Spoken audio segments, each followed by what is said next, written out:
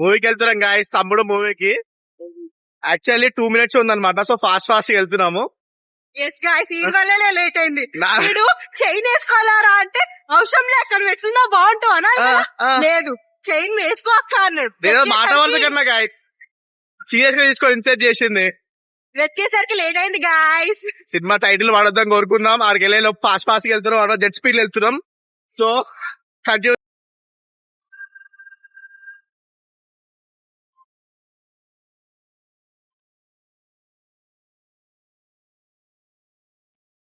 Two hours later.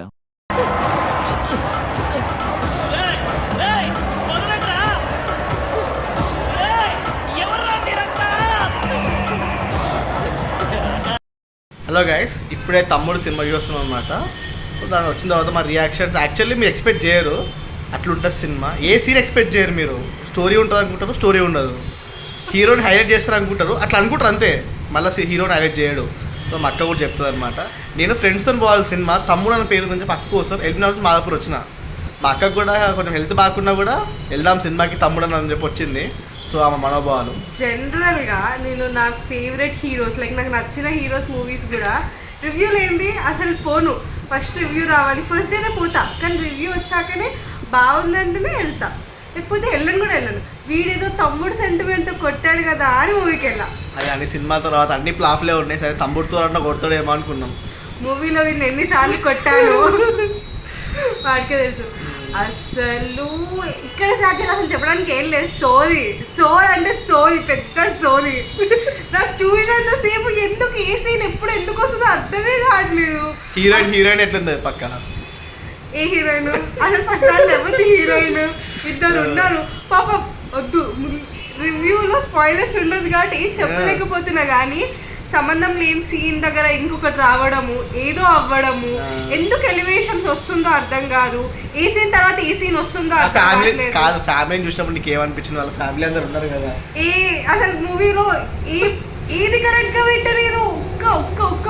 ఒక్క part కూడా పెట్టలేదు. నితిన్ బాగున్నాడు, నితిన్ తప్ప అంటే యాక్టర్ గురించి అసలు లేదు ఇక్కడ టాపిక్. ఎందుకంటే డైరెక్టరే తప్పు, డైరెక్టర్నే రాదు. ఇంకోసారి ఆ డైరెక్టర్ సినిమాలు మేము పోము.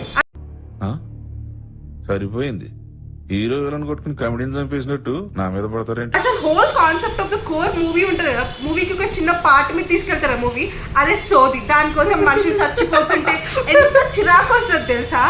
ఇప్పుడు ఇంకా వాడు ఈ రీజన్ కోసం చచ్చిపోతున్నావు నువ్వు. పాపం రా, ఎందుకు చంపేసా చాలా మంది తొక్కల రీజన్ కోసం.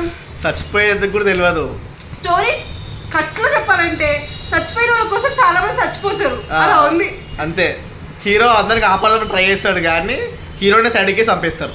నాకేమనిపించింది అంటే ఫస్ట్ హాఫ్ అవగానే వెళ్దామని చెప్పా, మీకు అసలు ఏం రైట్స్ ఉన్నాయండి మమ్మల్ని ఇడికి తీసుకొచ్చి చంపడం లేదక్క. సెకండ్ హాఫ్ బాగుంటుందని చెప్పాలి నాకు అందరు చెప్పి. సెకండ్ హాఫ్ లో ఇప్పుడు ఎట్లయినా ఫస్ట్ హాఫ్ లాగే ఉంది కదా, సో సెకండ్ హాఫ్ అంటే కొంచెం తీసుకెళ్తాడు కదా, హైప్ ఇస్తాడు ఏమో అనుకున్నా. అంటే కొన్ని అంటే మూవీలో చాలా మంచిగా ఉన్నాయి. ఏం తెలుసా, ఒక సన్సెట్ సన్ రైజ్ అవుతుంటే ఆ సీన్, ఒక నిమిదిక పడుతుంటే ఆ సీన్, ఆ చిన్న సీన్. లాస్ట్ ఒక అమ్మాయి గుర్రం మీద వస్తుంది, ఆ సీన్ కూడా బాగుంది. హీరో కూడా గుర్రం మీద వస్తుంది. మొత్తం ఇంకా గ్రాఫిక్స్ ఉంది.